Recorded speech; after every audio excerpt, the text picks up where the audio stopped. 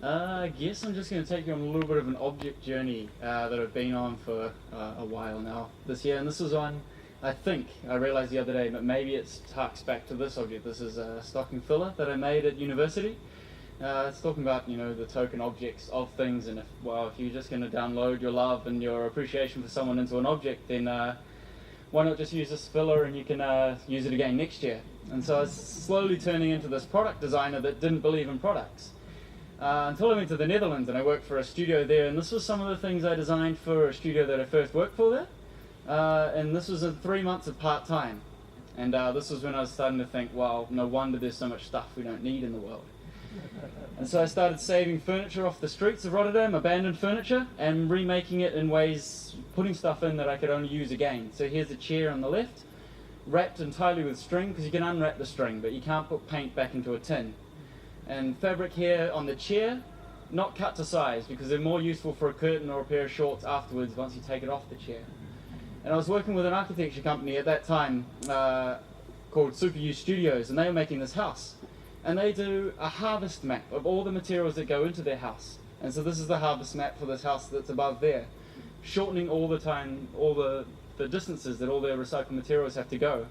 And I also came across this French philosopher Bruno Latour at this point, and he's talking about a parliament of objects. Here we have a speed bump that might just be a speed bump. When you think about the engineers and the engineers of suspension of roads, the lawmakers, the car makers and everything, the amount of people that are made up and put into one single little object, no matter what it is so huge. And then I ended up at the Natural History Museum of Vienna. And this is a museum with 30 million objects. And I was the object concern facilitator. The Vermittler van Dingangelegenheiten. Yeah? Speaking Sie Deutsch. This is my office.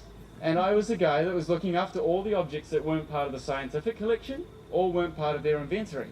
And I'm not sure how many objects this are still now, but I was taking stuff out of the bin, the official dumpster diver at one of the world's oldest natural history museums ever. And giving objects to the Berlin State Museum, sending objects to America, giving away kitchens to the cleaning ladies. It was amazing. The department should exist. I came home to Whangarei and I started up a community bicycle workshop.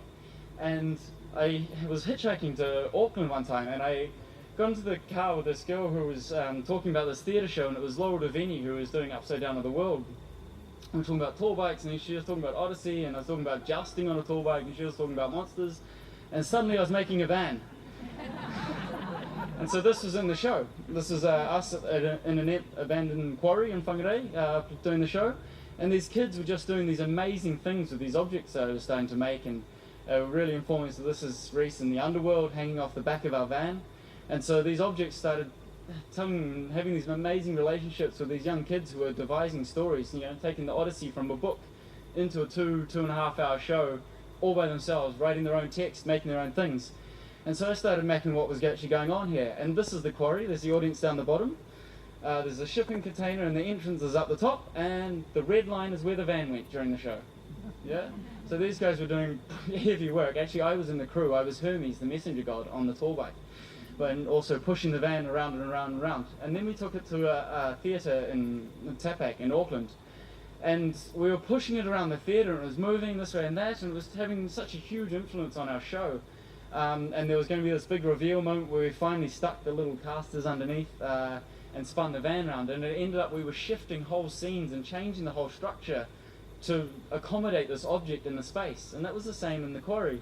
We had this moment where at 8:30 in the morning one morning we knew the shipping container was arriving to the quarry, and we go, where are we going to put it? No one knew, and we just said, alright, let's bang it straight in the middle.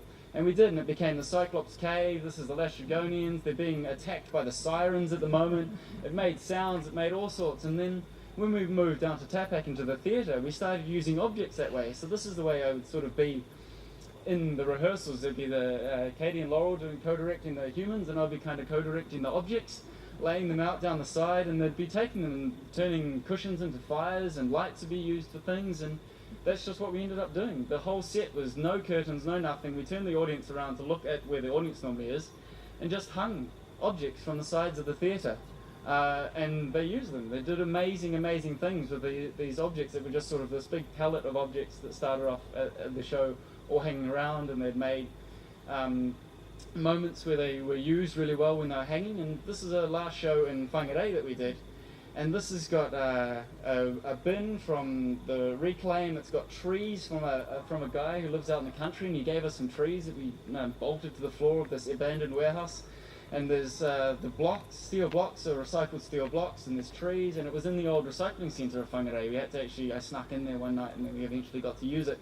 And this was some pellets that we used from an old chicken farm that I painted little silhouettes of pickets on. And now they're outside of Coffee Roasters, that's now right next door to our community bike workshop. And so these objects were starting to be used afterwards as well, and they sort of came from all these different parts. And this was a harvest map of our show, The Odyssey, at the Hamilton Gardens Festival that I made on Saturday.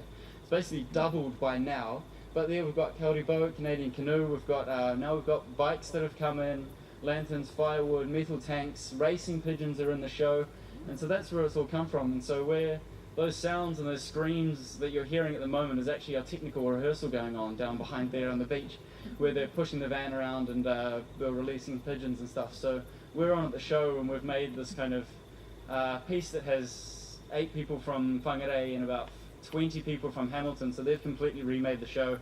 And whatever objects that we possibly could find from Hamilton have also helped us remake the show completely, and that's obviously the first time we've been on a beach as well, so that's really informing us. So we're here if you guys want to come. We start on Saturday.